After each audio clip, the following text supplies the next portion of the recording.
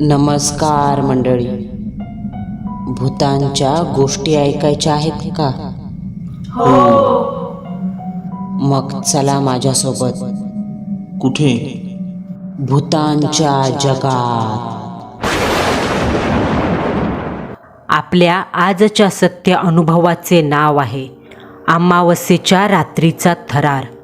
एक जीव 5 आत्म्यांच्या तावडीत सापडला. सदरील अनुभव आपल्या चॅनलच्या सबस्क्रायबर ताई श्वेता दुबे यांनी पाठवलेला आहे. मंडळींनो, अनुभवाला सुरुवात करण्याआधी तुम्हालाही तुमचे अनुभव जर आपल्याशी शेअर करायचे असतील तर भूतांच्या जगात @gmail.com या मेलवरती तुम्ही मला अनुभव मेल करू शकता. सुरू करूया आजचा अनुभव. श्वेताताई सांगतात, आजही त्या घटनेची आठवण झाली की अंगावर काटा येतो. माझ्या ताईचं सासर सुरतमध्ये आहे. सुरत शहर म्हटलं का जसं मोठमोठ्या इमारती, गर्दी, दिवसभर गजबजलेले रस्ते असतात, तसं त्यांच्या भागात अजिबात नाही. ते जिथे राहतात तो भाग थोडासा गाव साईडचा आहे. संध्याकाळचे 7-8 वाजले का संपूर्ण परिसर शांत पडतो. रस्त्यावर फारशी माणसं दिसत नाही. आजूबाजूला मोठमोठी झाडं झुडपं, काही ठिकाणी तर अगदी जंगलासारखी दाट झाडी असते. रात्री तर त्या रस्त्यांवरून जाताना स्वतःच्या पावलांचा आवाजही स्पष्ट ऐकू येतो. आपण जी घटना ऐकणार आहोत ती माझ्या ताईच्या मोठ्या नंदेच्या मुलीसोबत घडली आहे. ही घटना जानेवारी 2026 घडली. नंदेच्या घरी एकूण 4 लोक. स्वतः नणंद, तिच्या 2 मुली आणि 1 मुलगा. 3 वर्षापूर्वी त्यांच्या आयुष्यात खूप मोठं दुःख आलं होतं.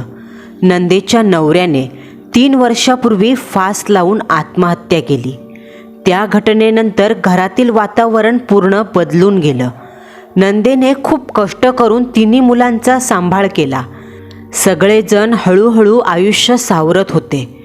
पण कधीकधी काही गोष्टी अशा घडतात की वाटतं भूतकाळ कधीच पूर्णपणे संपत नाही. ही घटना नंदेच्या 2ऱ्या नंबरच्या मुलीसोबत घडली, जिचं नाव आहे जान्हवी. तो दिवस होता 9 जानेवारी 2026. त्या दिवशी सगळं नेहमीसारखं सुरू. जान्हवी रोजच्या प्रमाणे शाळेत गेली होती. सकाळी अगदी नॉर्मल होती. आईशी गप्पा मारल्या, बहिणीशी हसली आणि शाळेत निघाली. पण दुपारच्या सुमारास अचानक घरात फोन आला. फोन शाळेतून आला होता. फोनवरून शिक्षकांनी घाबरलेल्या आवाजात सांगितलं, तुमची मुलगी जान्हवी चक्कर येऊन अचानक कोसळली, तुम्ही लगेच शाळेत या. हे ऐकून तिची आई आणि मोठी बहीण लगेच शाळेकडे गेल्या. त्या शाळेत पोहोचल्या तेव्हा जान्हवीला स्टाफ रूममध्ये झोपवलं होतं. ती शुद्धीत होती पण खूप कमजोर आणि घाबरलेली दिसत होती. तिला लगेचच जवळच्या डॉक्टरकडे नेण्यात आलं. डॉक्टरांनी तपासून सांगितलं, काही गंभीर नाही, कदाचित विकनेसमुळे चक्कर आली असेल, थोडा आराम करा. घरच्यांनीही तेच मानलं.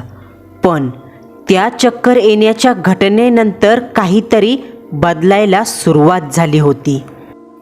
त्याच्या 2ऱ्या दिवशी 10 जानेवारी, त्या दिवशी जान्हवीच्या काकांचा वाढदिवस होता.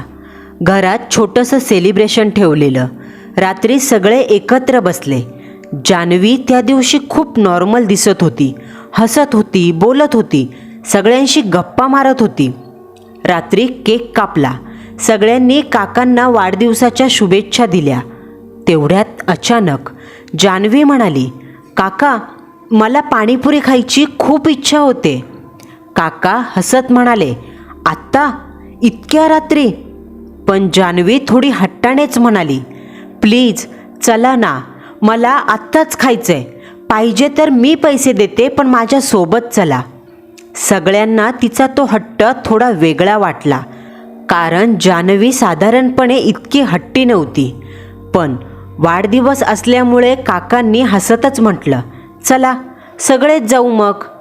घरातील सगळी मुलं मिळून पाणीपुरी खायला बाहेर गेले. त्यांच्या घरापासून थोडं पुढे हायवेवर एक पाणीपुरीवाला उभा असतो. हायवे असला तरी त्या भागात फारशी गर्दी नसते आणि रस्त्याच्या दोन्ही बाजूला दाट झाडी, जंगल परिसर आहे. रात्री तर तिथे अगदी निर्जन शांतता पसरलेली असते. त्या रात्री देखील तशीच शांतता. थंड वारा वाहत होता. दूरवर अधूनमधून एखाद्या गाडीचा आवाज यायचा आणि त्या अंधाऱ्या रस्त्यावर जान्हवी आणि बाकीची मुलं पाणीपुरी खायला उभे होते. पण त्या क्षणापासून असं काही घडायला सुरुवात झाली की ज्यामुळे सगळ्यांच्या आयुष्यात भीतीचं सावट कायमचं पसरलं. त्या रात्री हायवेच्या पाणीपुरीवाल्याकडे पोहोचल्यानंतर सगळ्यांनी पाणीपुरी खायला सुरुवात केली. आजूबाजूला माणसं नव्हती. जान्हवीने सुरुवातीला 1 प्लेट पाणीपुरी खाल्ली. मग तिने अजून एक मागवली आणि 2 प्लेट पाहता पाहता संपवल्या. सगळ्यांना वाटलं तिला कदाचित भूक लागली असेल. पण जान्हवी पाणीपुरी खात असताना अचानक तिच्या चेहऱ्यावरचा भाव बदलू लागला. ती काही क्षण शांत झाली. जणू काहीतरी ऐकत आहे किंवा पाहत आहे असं वाटत होतं. आणि अचानक घाईत म्हणाली, चला मला घरी जायचे, आत्ता लगेचच. काकांनी विचारलं, काय झालं, अजून थोडा वेळ थांबू? पण जान्हवी ती जणू हट्टानेच पेटलेली. नाही, मला अजिबात इथं थांबायचं नाही, चला म्हटलं ना. तिच्या आवाजात एक विचित्र रागीटपणा आणि चिडचिड दोन्ही होतं. मग सगळे परत घरी आले. पण घरी पोहोचताच जान्हवी अचानक बाथरूमकडे धावली आणि तिने जोरजोरात उलट्या करायला सुरुवात केली. केक, जेवण, पाणीपुरी. सगळ्यांना वाटलं जास्त झाल्यामुळे सगळ्यांची भेसळही झाली असेल, ज्याने उलट्या होत आहेत. पण त्यावेळी या गोष्टीला कोणी फारसं गांभीर्याने घेतलं नाही. आणि त्या दिवसानंतर जान्हवी पूर्णपणे बदलू लागली. तिने खाणं पिणं जवळजवळ सोडूनच दिलं. तिची आई काहीतरी खायला द्यायची, पण जान्हवी म्हणायची, मला भूक नाही. आणि आश्चर्य म्हणजे ती काहीही खात नसायची तरी तिला सारख्या उलट्या सुरू. हळूहळू तिचं शरीर पूर्ण बारीक आणि अशक्त झालं. कधीकधी अचानक तिला चक्कर यायची आणि ती चक्कर येऊन बेशुद्ध पडायची. हे पाहून घरच्यांना खूप काळजी वाटली. मग तिला पुन्हा डॉक्टरकडे आणलं. डॉक्टरांनी तपासून शरीरात खूप कमजोरी आहे, 4 दिवस सलाईन लावा असं सांगितलं. त्या 4 दिवसानंतर तिची तब्येत थोडी सुधारली. घरच्यांना वाटलं आता सगळं ठीक होईल. मग 15 जानेवारीला पूर्ण कुटुंबाने देवदर्शनाला जाण्याचा निर्णय घेतला. आणि त्या दिवशी जान्हवीचे काका, मावशी, त्यांची 3 मुलं, मामा, मामी, त्यांची मुलगी आणि जान्हवीच्या घरचे सगळे असे मंदिरात गेले. पण मंदिरात आत जाण्याची वेळ आली तेव्हा जान्हवी अचानक थांबली. ती आईला म्हणाली, मला खूप चक्कर आल्यासारखं वाटतंय, मी आत येत नाही, इथेच बसते. तिची तब्येत आधीपासूनच बरी नव्हती म्हणून आईने देखील तिला जास्त फोर्स केला नाही.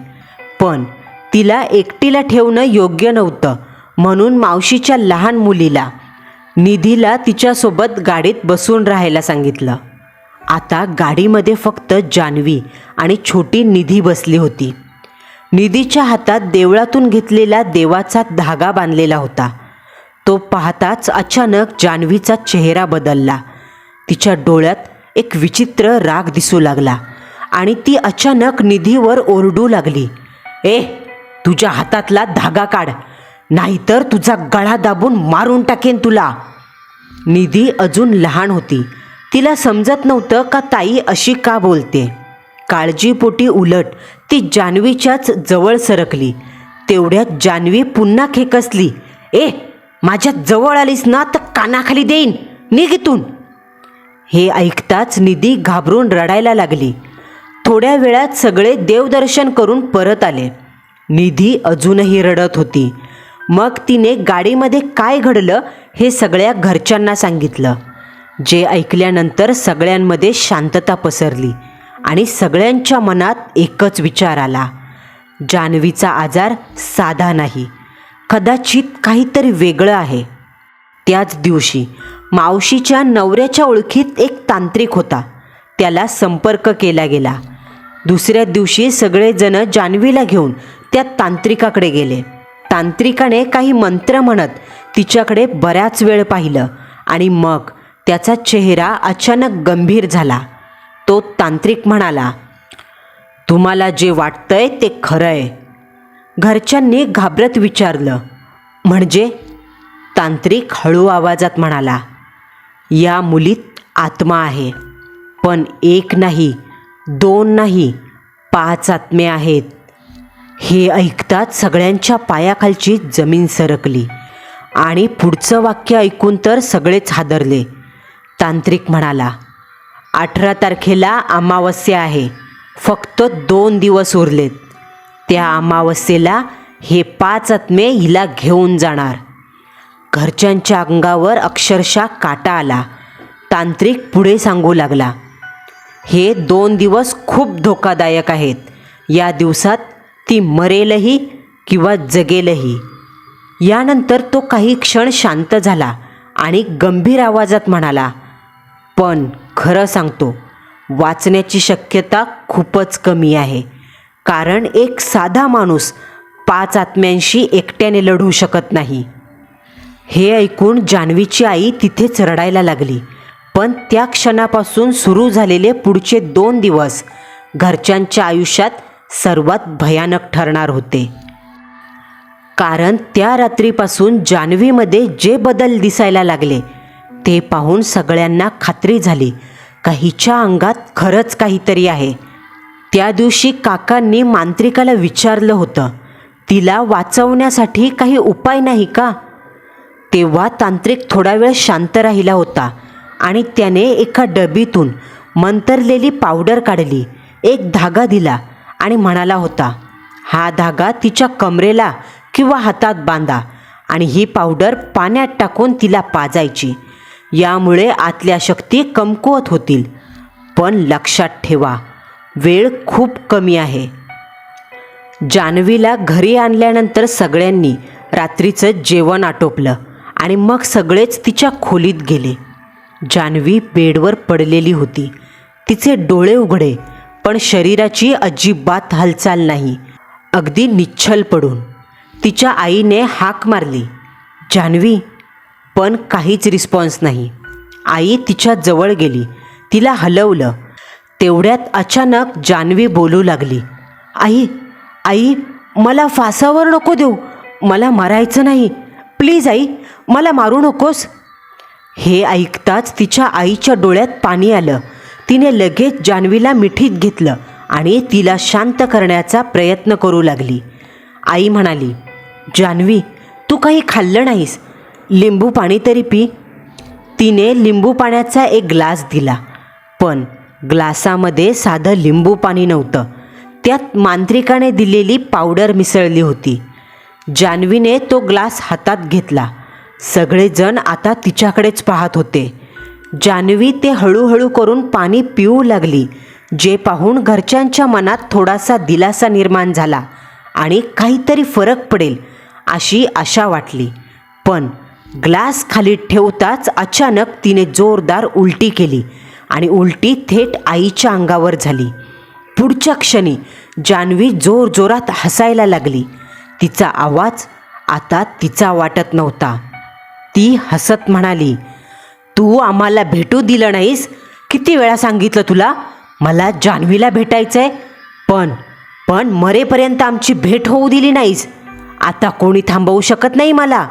मी हिला कायमची सोबत नेणार. हे बोलून अचानक भयान अशक्त झालेल्या जान्हवीने एक जोराची उडी मारली आणि थेट भिंतीवर जाऊन चिकटल्यासारखी बसली. वरून ती सगळ्यांकडे विचित्र पद्धतीने हसत पाहत होती. घरच्यांच्या अंगावर हे दृश्य पाहून अक्षरशः काटा आला. असं काहीतरी त्यांनी फक्त TV किंवा सिनेमामध्ये पाहिलेलं, पण प्रत्यक्ष समोर घडताना पाहून अंगात भीती शिरली. आता हिला आवरायचं कसं? मांत्रिकाने दिलेली पावडर पोटात गेलीच नाही आणि धागा बांधायला ती जमिनीवर येत नव्हती. रात्रभर जान्हवीच्या तर्फे अदृश्य शक्तींचा तो खेळ चालूच होता. कशीबशी सगळ्यांनी ती रात्र काढली. दुसऱ्या दिवशी सकाळी त्यांनी तांत्रिकाला फोन करून सगळा प्रकार सांगितला. जे ऐकून तांत्रिक काही क्षण शांत झाला आणि मग म्हणाला, यापुढे मी काही करू शकत नाही. तुम्ही दुसरा तांत्रिक बघा. हे ऐकून घरच्यांचा शेवटचा आशेचा किरण संपला. दिवसामागून दिवस सुरू आणि भीती वाढत चालली होती. असं करत करत 19 जानेवारी उजाडला. इतके दिवस जान्हवीने बेड सोडला नव्हता. कुणाच्याही सपोर्टशिवाय ती चालू शकत नव्हती. पण त्या दिवशी अचानक ती स्वतःहून उठली. हळूहळू चालत वॉशरूममध्ये गेली. काही वेळाने बाहेर आली आणि अचानक तिला जोरात उलटी झाली. त्यावेळची उलटी पाहून मात्र सगळेच घाबरले, कारण ती काळ्या रंगाची उलटी होती. सगळेजण तिला डॉक्टरकडे घेऊन गेले. तपासणी केल्यानंतर डॉक्टरांनी जे सांगितलं ते ऐकून सगळेच हादरले. डॉक्टर म्हणाले, जान्हवीने फिनेल पिलंय.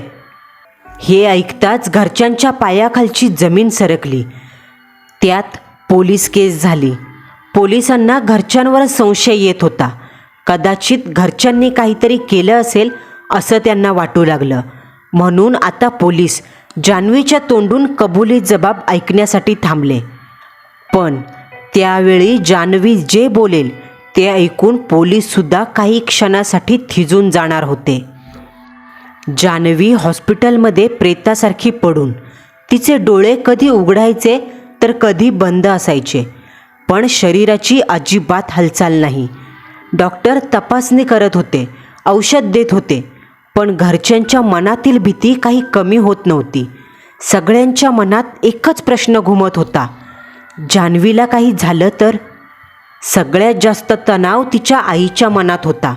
तिच्या डोक्यात सतत एकच विचार, जर जान्हवी आता गेली तर लोक काय म्हणतील? आधी नवऱ्याने फास लावून घेतला आणि आता मुलगीही गेली. लोकांना वाटेल मीच मारलं, मीच त्यांना सुसाईड करायला भाग पाडलं. कोण विश्वास ठेवणार भूतावर किंवा आत्म्यावर? या विचारांनी ती आई बिचारी पूर्णपणे तुटून गेली. पण कदाचित देवाचीच कृपा, कारण काही दिवसांनी डॉक्टरांनी सांगितलं का जान्हवीचा जीव आता धोक्याबाहेर आहे. ती वाचली. पण समस्या संपली नव्हती, कारण घरच्यांना ठाम वाटत होतं तिच्या आत काहीतरी आहे आणि ते बाहेर काढणं गरजेचं आहे. मग त्यांनी ठरवलं, आता दुसरा तांत्रिक शोधायचा, जो खरंच जाणकार असेल. बराच शोध घेतल्यानंतर त्यांना एक तांत्रिक सापडला, ज्याच्याबद्दल लोक म्हणायची का त्यांना खूप खोल ज्ञान आहे. घरच्यांनी त्याला भेटून संपूर्ण घटना शेवटपर्यंत सांगितली. शाळेतली चक्कर, पाणीपुरीच्या ठिकाणी झालेला बदल, मंदिरात जाण्यासाठी दिलेला नकार आणि फिनेल पिण्याचा प्रकार, सगळंच.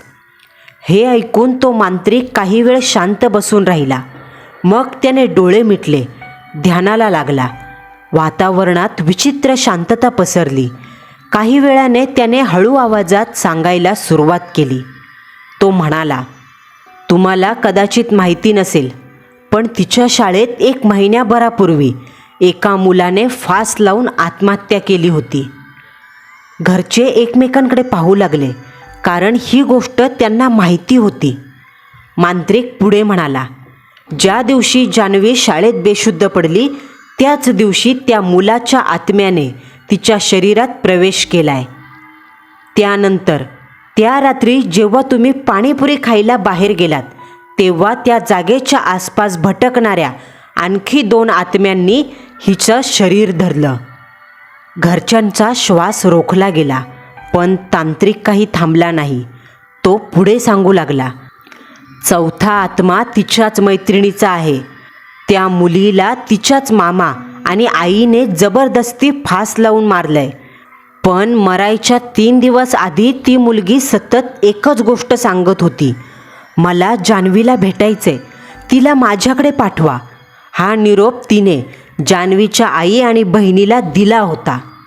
तांत्रिक काही क्षण शांत झाला आणि त्यावेळी या दोघींना आठवलं, हो, पण कामाच्या ताणात त्यांनी तो निरोप जान्हवीपर्यंत पोहोचवलाच नव्हता आणि ती मुलगी जान्हवीला शेवटचा निरोप न देताच मरून गेली. म्हणून तिची आत्मा अजूनही अस्वस्थ आहे. हे ऐकून घरच्यांना अक्षरशः शब्द सुचेना. मग तांत्रिकाने आणखी एक गोष्ट सांगितली जी ऐकून सगळेच थरथरले. तो म्हणाला, 5वी आत्मा तिच्या वडिलांचीच आहे. हे ऐकताच घरच्यांच्या डोळ्यात पाणी आलं. तांत्रिक सांगू लागला, जेव्हा वडिलांनी फाशी घेतली तेव्हा ते एकटे नव्हते. त्यांच्या शरीरातही वाईट आत्मा शिरलेली, ज्यामुळे त्यांनी चुकीचं पाऊल उचललं. पण जेव्हा त्यांचा जीव गेला तेव्हा त्यांना कळालं त्यांच्या हातून नकळत का असेना पण किती मोठी चूक झाली. तांत्रिक गंभीर आवाजात सांगू लागला, आता त्यांची आत्मा आपल्या मुलीचा जीव वाचवण्यासाठी पुढे आली आहे आणि म्हणूनच त्या 4 वाईट आत्म्यांपासून ते तिचं रक्षण करत आहे. त्यांच्या संरक्षणामुळेच ती अमावस्येच्या दिवशी वाचली. हे ऐकून घरच्यांच्या अंगावर काटा आला, पण मनात एक वेगळाच भाव निर्माण झाला, भीतीसोबत थोडा दिलासा. मग तांत्रिक म्हणाला, पण आता अजून उशीर करू नका. त्या 4 आत्म्यांना बाहेर काढण्यासाठी एक उपाय करा. सगळेजण लक्ष देऊन ऐकू लागले. तांत्रिक म्हणाला, 7 प्रकारची धान्य घ्या, 1 लिंबू, 5 मिरच्या आणि काळे बिब्बे घ्या. हे सगळं जान्हवीच्या अंगावरून ओवाळा आणि एकत्र करून आगीत जाळून टाका. जेव्हा त्या सगळ्याची जळून राख होईल तेव्हा ती राख जिथे 4 रस्ते मिळतात अशा चौकात नेऊन टाका. येताना मागे वळून पाहू नका. असं म्हणत त्याने एक मंतरलेला धागा आणि एक कडं दिलं आणि त्यानंतर मांत्रिक म्हणाला, उतारा काढून झाला का हा धागा तिच्या गळ्यात बांधा आणि कडं हातात घाला. त्यानंतर त्या आत्म्यांची ताकद पूर्णपणे नाहीशी होईल. घरच्यांनी तांत्रिकाने सांगितल्याप्रमाणे सगळं करण्याचा निर्णय घेतला. पण त्यांना अजूनही एक भीती सतावत होती. उतारा काढताना जान्हवी काय करेल आणि खरंच ते 4 आत्मे तिच्या शरीरातून बाहेर पडतील का? त्याच रात्री घरच्यांनी तांत्रिकाने सांगितलेला उपाय करण्याचा निर्णय घेतला. घरात एक विचित्र तणावाचं वातावरण होतं. सगळ्यांच्या मनात भीती आणि सोबत आशा, कदाचित हा उपाय जान्हवीला वाचवेल. तांत्रिकाने सांगितल्याप्रकारे 7 प्रकारचे धान्य, लिंबू, 5 मिरच्या, काळे बिब्बे सारं सामान आणलं गेलं आणि या सगळ्या वस्तू जान्हवीच्या अंगावरून हळूहळू फिरवून ओवाळल्या गेल्या. त्यावेळी जान्हवी शांत पडून होती. फक्त तिच्या चेहऱ्यावर एक विचित्र ताण दिसत होता, जणू काही तिच्या आत कुणीतरी अस्वस्थ होतंय.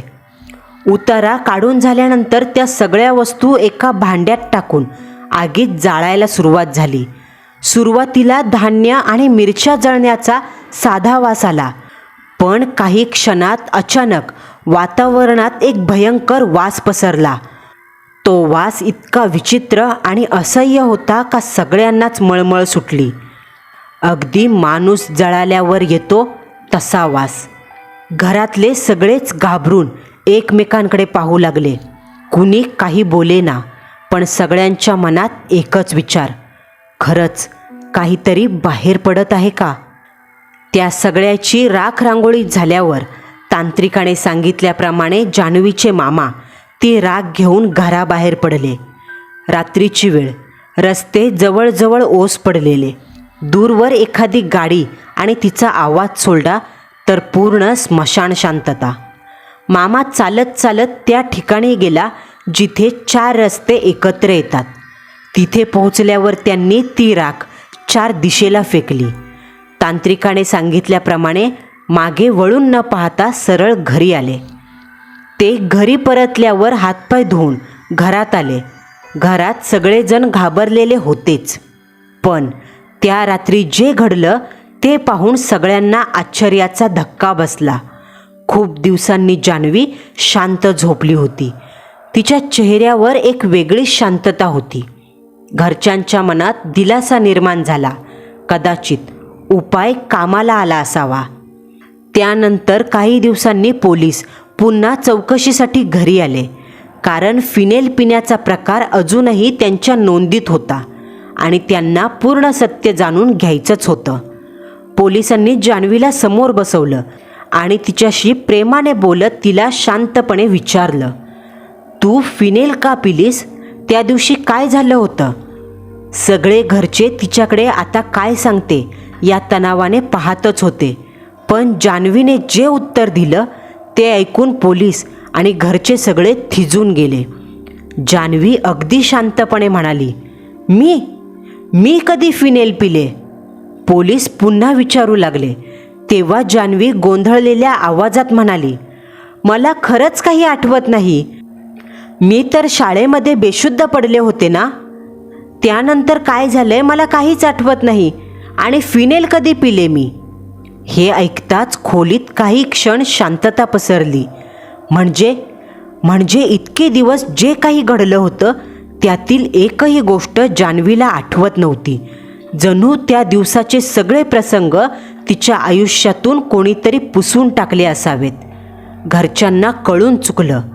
त्या दिवसात जे काही घडलं ते जान्हवी करत नव्हती, तर कुणीतरी दुसरंच तिच्यामधून करत होतं. मंडळींनो, आजही त्या दिवसाची आठवण झाली का सगळ्यांना काटा येतो, कारण त्या दिवसात जे घडलं ते खरंच जान्हवीला आठवत नाही. पण सगळ्यात मोठा प्रश्न आजही तसाच आहे, खरंच त्या 4 आत्म्यांना त्या रात्री उतारा करून दूर केलं का? की अजूनही ते कुठेतरी भटकत आहेत, योग्य संधीची वाट पाहत? कारण काही लोकांचं असं म्हणणं आहे, ज्या आत्म्यांची इच्छा अपूर्ण राहते ते कधीच पूर्णपणे निघून जात नाहीत आणि कदाचित आजही कोणत्या तरी निर्जन हायवेवर घनदाट झाडीमध्ये ते कुणाची तरी वाट पाहत असावेत. मंडळींनो, आपला आजचा थरारक अनुभव तुम्हाला कसा वाटला हे कमेंट बॉक्समध्ये कळवायला विसरू नका. पुन्हा भेटू. नवा सत्य अनुभव, नवा थरार.